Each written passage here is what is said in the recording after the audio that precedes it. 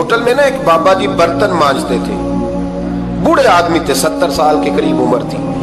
उनका एक बेटा था, एक बहू थी, एक पोता था, लेकिन वो बेचारे बेटा बीमार रहता था तो लिहाजा वो खुद मजदूरी करते थे। कहते एक दिन वो बाबा जी मेरे पास आए, कहने लगे मेम साहब 2-4 दिन की छुट्टी चाहिए। तो मैंने कहा खैरियत है? कहने लगे मैडम मेरा बेटा फौत हो गया।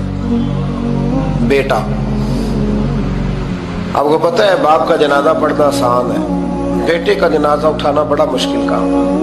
कहती है मैं कुछ लिख रही थी, मेरे हाथ से कलम गिर गया, मैंने खुद गाड़ी भेजी, बाबा जी गांव चले गए जहां वो रहते थे। कहती 2-3 दिन के बाद मैं और मेरा शौहर गए तो रास्ते में हम बातें कर रहे थे कि क्या ताज़ियत करेंगे, एक ही बेटा था, कोई रिश्तेदार भी नहीं, तो उसकी तो कायनात उजड़ गई, किन लफ्जों से उसे ताज़ियत क्या कहेंगे। कहते जब हम गए तो वो टूटी हुई चटाई पे बैठा था, कुछ लोग करीब थे, हमने जाके कहा बाबा आप मुसलमान हैं, हम आपको क्या नसीहत करें, एक ही बेटा था, कि किस तरह करके हम आपको तसल्ली दें। तो कहते उसने आंखें खोली, बूढ़ी आंखों में ईमान की रोशनी,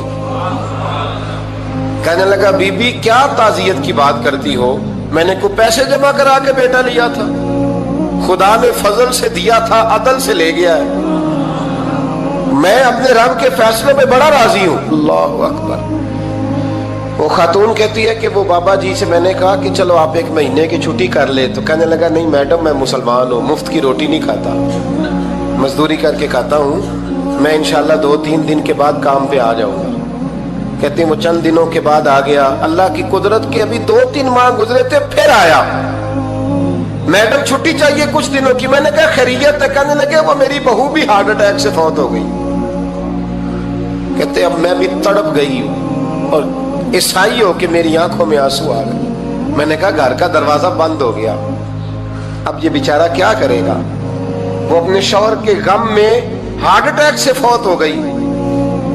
कहते हम फिर 2-3 दिन के बाद ताज़ियत के लिए गए, फिर टूटी हुई चटाई, बूढ़ा ना अपनी उंगलियों से जमीन पर कुछ बना रहा है। कहते करीब गई और मैंने जाके कहा बाबा अब तो तसल्ली आपने खुद ही करनी है, जो निजाम था वो तो हो गया। तो कहते हैं फिर उसने आंखें खोली, आसमान की तरफ देखा तो कहने लगा बेटी कोई परेशानी नहीं, मेरा बेटा बगैर शादी के भी तो फौत हो ही सकता था ना, बस मेरे मालिक ने जब चाहा जैसे चाह हुआ, मैं इंशाल्लाह 2-4 दिन के बाद काम पे आऊंगा। ये मेरा 3-4-5 साल का पोता है, अभी स्कूल दाखिल हुआ है, मैं साथ ले आऊंगा, वहां मेरे साथ ऊपर क्वार्टर में जहां मैं रहता हूँ ये भी रहेगा।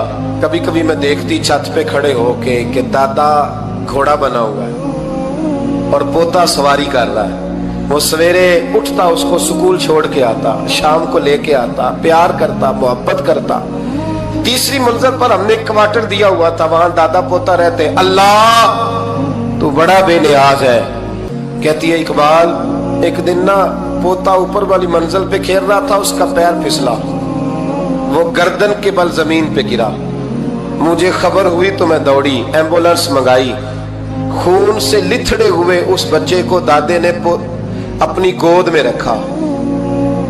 और जब हम अस्पताल की तरफ गए तो हॉस्पिटल बाद में आया, जनाबे इजराइल पहले आ गए और कहते हैं वो गोद में दम तोड़ गया।